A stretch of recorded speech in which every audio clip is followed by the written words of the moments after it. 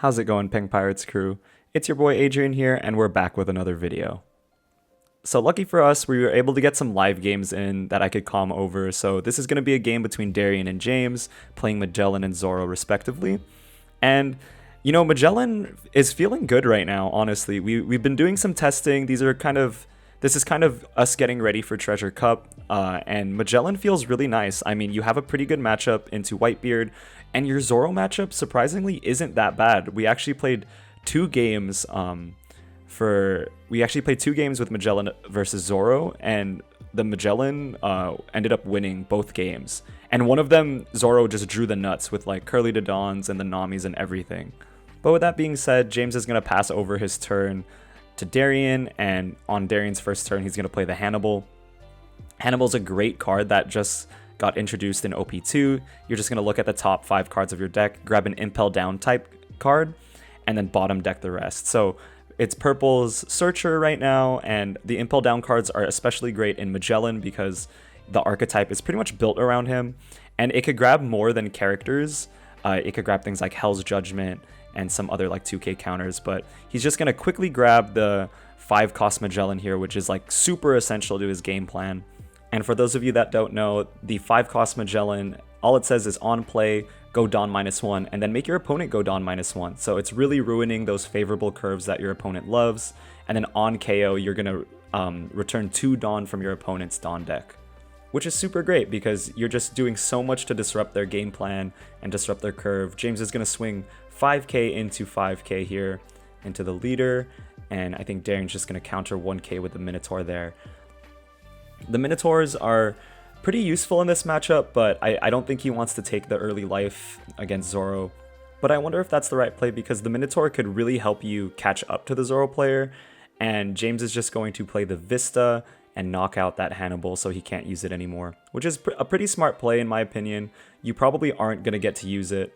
Darian's going to swing 5k here. James is just going to take, not wanting to give any cards, and Darian just ends his turn by resting 4 for the Minokoala. And these Minotaur cards, you know, the Minokoala, the Minotaur, are really great in this archetype because they also ramp you Dawn if you have the Impel Down leader type. James is just reading the card there. So Minokoala is a blocker, and then on KO, you are going to ramp 1 Dawn from your Dawn deck if your leader has the Impel Down type.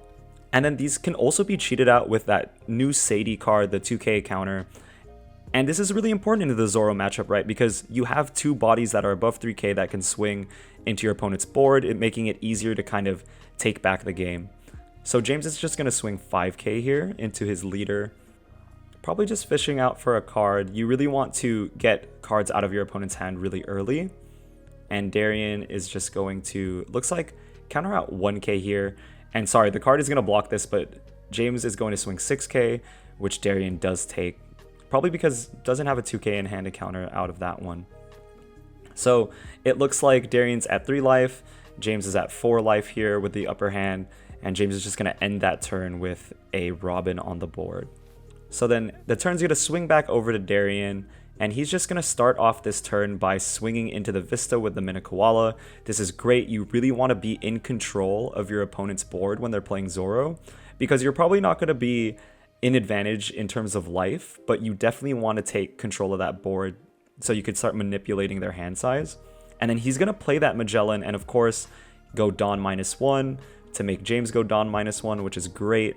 And that's going to activate Magellan's leader skill. So for those of you that don't know, Magellan gets +1000 whenever a Dawn gets returned to the Dawn deck. So when you go Dawn -1, you go +1000, and Darian is going to put that 1k under it, so he goes 7k, and James can't counter out of that. So they're both even Steven on life, and these turns are really interesting for Zorro, the middle turns, because your plays like open up vastly, right? Because most of your deck is going to be very cheap.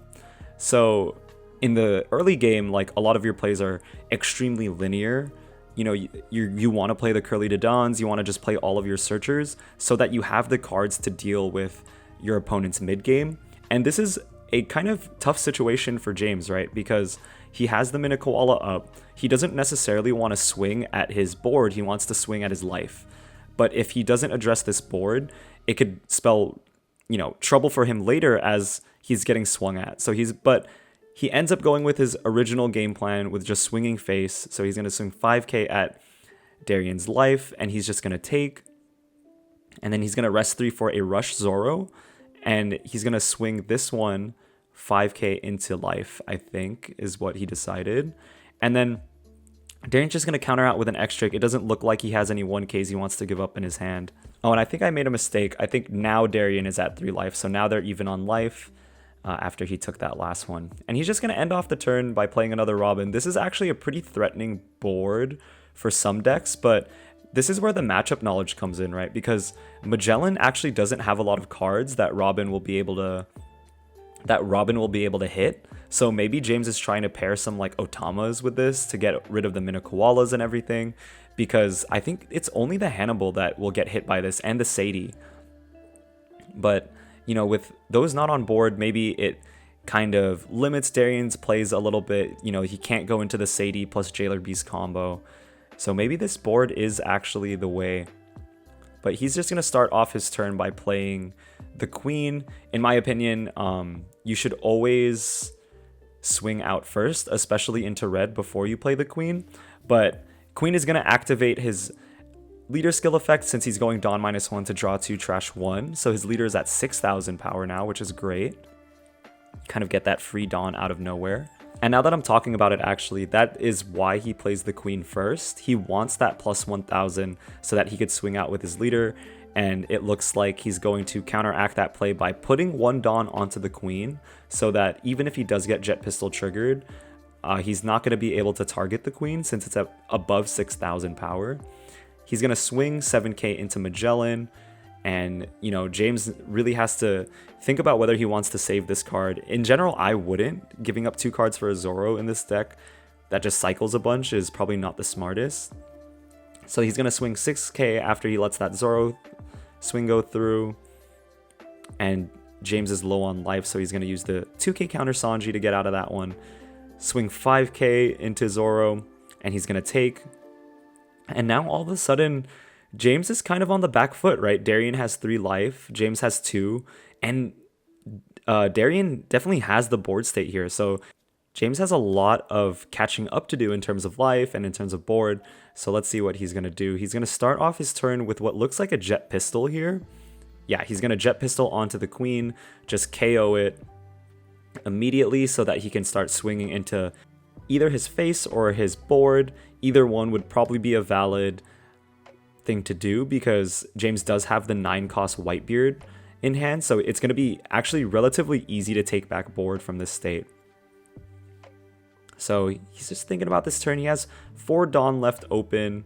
He's going to rest 1 to play an Otama, and Otama's going to give that Mini-Koala minus 2,000, so he did go for the combo here, and he's going to swing, it looks like 6,000 power from the Nico Robin into his leader, and then Nico Robin's going to pop the Mini-Koala since it is now at 3,000. Darian just responds to that by countering 2k with the X-Drake, and then he's going to go up 1 Dawn because that Mini-Koala got KO'd, right? So that's really great for Darian. Even though he lost his blocker, he still has that ramped Dawn.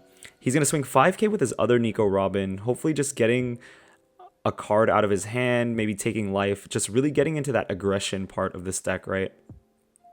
And Darian is going to take. He's going to be down to 2 life now, and James is going to attach that last Dawn and swing 7k, demanding 2 cards, or he has to take and go down to 1 life, which is pretty scary for this deck to go down. And Darian is going to decide, I don't want to do that, just counter with 3k, go up to 8,000, and then negating that 7k swing. And I really like that Otama Robin play that James did because it let him clear board while also just attacking into Darian's face and getting that damage in, especially before the 9-cost Whitebeard turn, right? Because you want to be up on life when this Whitebeard hits, just so you pretty much put your opponent on a clock, right?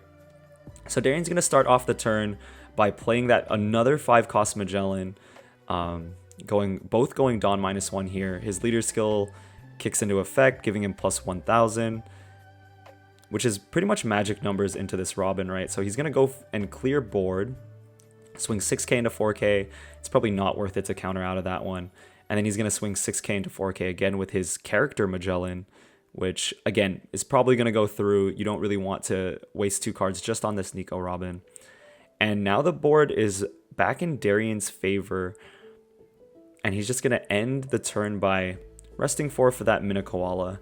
And this is a really tricky and threatening board, right? Because he has the blockers. He also has 2 Magellans on board where you're going to go Dawn -2 for each of those Magellans if you clear them. And in this case, you kind of have to clear them in James's case because he's at 2 life. He doesn't want to leave these 6k attackers up because it's going to eat away at his cards or he's going to lose the game. But of course, with him on 9 Dawn, he's going to play the Edward Newgate, swing 7,000 into Darian's leader. And Darian's just going to block with that Mina Koala, go up 1 Dawn because of the on-KO effect, and that's going to be James's turn. So James right now is at 7k because of that new Newgate leader, so he's going to be at plus 2,000 power until his next turn. So he's at 7k, which means Darian's going to have to attach and commit some Dawn to swing at him, right? Everything is below 7k right now, so they wouldn't really do anything. This is why Newgate is just an amazing card, being able to be both defensive and offensive. So Darian's going to start off the turn with a 7k swing, and James is able to just counter 1k out of that, which is insane. And then he's going to attach 2 onto his leader for another 7k swing here. And you kind of have to, in these situations, it's really tough. So he's going to get rid of the Vista, but it's really tough to figure out, like, what do I want to do, right? Because you don't want to give too many cards to your opponent, especially in these late game scenarios. But also, you don't want to be at a life point that puts you out of clock, right? Because if James goes down to 1 life here, his options are very limited in what he can do within a turn. So it's always about that balance in One Piece, right? Like, you have to balance out your life with your card advantage. And then Darian's going to swing 9k into James here. And he decides that it's probably not worth the 2 cards. He'll just take the life. And with that, Darian's going to swing it back over to James with 4 Dawn open. That is something you just never want to see, right? There's so many cards that can kind of hinder your performance, especially the Hell's Judgment for James. This is what makes this matchup tough sometimes. Hell's Judgment is a counter event card that's going to give 2 things minus 3,000, which is super good against Zorro players because they're always going to be just going wide and they're always going to try to swing like 5 or 6k at you. So giving 2 things at minus 3,000, potentially stopping 2 attacks is huge in this matchup. So James has a lot on his plate right now, right? Because he has to deal damage to Darian. He also has to clear his board so he doesn't die next turn. So he's going to start off with a Nami play, which is very smart, obviously. Like, for one, you can just broaden your options for the turn. And he's going to grab the Jet Pistol. It's going to be able to KO something with 6,000 or less power, which both Magellan characters are. But of course, if he ends up KOing these things, he's going to go down 4 Dawn, which means he's going to have 2 less Dawn to play with next turn. So he kind of has to evaluate whether that's okay or not. But we could see him thinking about it, kind of picking up that 3 Dawn, picking up that 4 Dawn to rest. And I think he's going to end up going with that play, because, you know, spending the 4 Dawn is pretty efficient here. So he's going to go for the Jet Pistol onto one of the character Magellans, instantly KOing it. And then that on-KO effect comes in. James has to go minus 2 Dawn here. And then he's going to rest 4 for another Jet Pistol that he had in hand. So he's going to full clear his board. Now he could swing in with his leaders. Or, sorry, with his leader and his characters, which is pretty good so far, right? Because there's just so much for him to worry about right now. Being at 1 life with this low amount of cards is really scary. But if you could get your opponent down to, you know, a low life pool, especially when you have the board state like this, it might be great for you in your next coming turns, especially when you want to take back the game. So James is going to swing 10,000 into Darian here. Personally, I would swing the either 5,000 or 6,000 first, just in case he doesn't have any counters in hand right now. You don't want him to grab counters off of the top life. So Darian is going to take that 10,000, go down to 1 life, and then James is going to swing with that 6,000 here. And Darian just, you know, thinking. He only has 4 cards in hand. A lot of them are just these counter events. He probably doesn't want to use the Hell's Judgment just yet, right? It's not wide enough. You want it to stop 2 attacks and not just 1. So it's kind of hard, because do you want to be at 0 life against Zorro? Probably not. So he's going to rest 2 for the Thunder Bagua here, which he overcounters for a lot, but I mean, when you don't have anything else in hand, that's kind of what you have to do. And the turn is going to swing back over to Darien here. And it's do or die right now, right? Because he has no board. He has to maneuver and figure out how he's going to live until next turn and what his plan and options are. So he's going to... It looks like he has the Uta in hand, so that's definitely an avenue you could go down. He's going to swing 7k into James, getting him down to 0 life here. James wants to keep all of those cards. He's kind of banking on, which is smart, right? Because purple doesn't have like a lot of rush characters. They just have the queen, which he probably isn't playing right now. So I think it's safe to take that last life just to get more resources. And then Darien's just going to play that blocker Uta to protect himself. That might potentially be really good, because, you know, if you misplay, he can just rest the Nami or rest the Otama, so you can't, you know, pump it up and swing with it. And then also, Whitebeard has to have something like an Otama or a Gordon in hand to get rid of that Uta with its effect, right? She's at 5,000 power. So it's going to be a little bit more complicated to find lethal here for James, because, you know, he was down 4 Dawn for the turn, which is really going to hinder his options and, you know, how much Dawn he could allocate, how much power he's swinging with, which can be very difficult in this situation because he's pretty much dead next turn. So he has to finish and close out the game here. With 4 active Dawn though, like, it's very daunting and it's so hard. That's why James is taking a little bit more time to think here. If there's any point in the game where you should really take your time, it's in these end game scenarios to just fully think out your turns. So he's going to start off by resting 1 for the Makino, pumping Nami up to 5k, which is a great play because it makes this Nami into an attacker immediately only for 1 Dawn, where you would have to allocate 2 Dawn to the Nami to swing with it at 5k. So now he's going to attach that Dawn onto the Zorro to get his effect. So now Nami's at 6k. And I think right now he's just thinking about whether he should attach the Dawn for a 7k swing, which he does. So he's going to swing 7k, which is good because you want to swing with the Nami first so that it doesn't get rested by Uta. But Darien unfortunately does have the Hell's Judgment, so Nami's going to swing with 2k. And then now James's Zorro leader is going to be at 3,000. That's why Hell's Judgment is so good, right? Because it's not a minus 3,000 just for this battle, it's just for the entire turn. So now James has to allocate even more Dawn just to swing with his leader. He has to allocate 2 Dawn to swing, which is, you know, it just decreased his chances of winning the game by a mile, right? Because he only has what looks like maybe 2 swings on board at most, and one of them is going to be blocked by the Uta since it doesn't look like he has any more removal. It might have been worth it to, I don't know the exact cards in James's hand, but it might have been worth it to maybe save 1 Jet Pistol for this Uta just to make this play more likely. But it looks like he does have a plan. He's going to rest 3 for the Zorro and swing into Darien's life. This is a 6k swing, right? Because of Zorro's leader. And then he has another Hell's Judgment, which is super rough. He's going to use it, of course, on what looks like 3-cost Zorro and his leader. So his leader's now at 0. Darien's just going to take that last life from the Whitebeard. And then James can't really do anything, right? Because his leader is at that 0 power. He actually had 2 Dawn to swing with a last 5k in case Darien didn't have any counter in hand. But, you know, he could just always block with that Uta. So he's going to swing 5k into James's life. He's at 0. And then he's just going to counter out the 1k. And then 15k, only 2 cards in hand. So Magellan is going to take this game. It was really close, but that double Hell's Judgment is just crippling for Zorro, resulting in a really cool game. But that's going to be the end of this video today, guys. What did you guys think about today's live gameplay video? Let us know in the comments section down below. And also let us know what decks you guys want to see in terms of matchups. We're always kind of struggling deciding what 2 matchups would be really cool. So just give us some recommendations down below.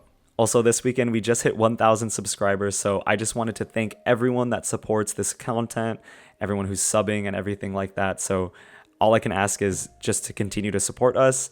I'm actually planning on doing just a small giveaway for hitting 1,000 subs. Unfortunately, I can't do like a big box giveaway because I'm still in school, you know, still trying to put myself through my master's program. So money is a little bit of an issue, but I do want to give back to you guys just for a big thank you for, you know, being a part of this audience and community that we're building up. But the specific details for the giveaway will be in tomorrow's video.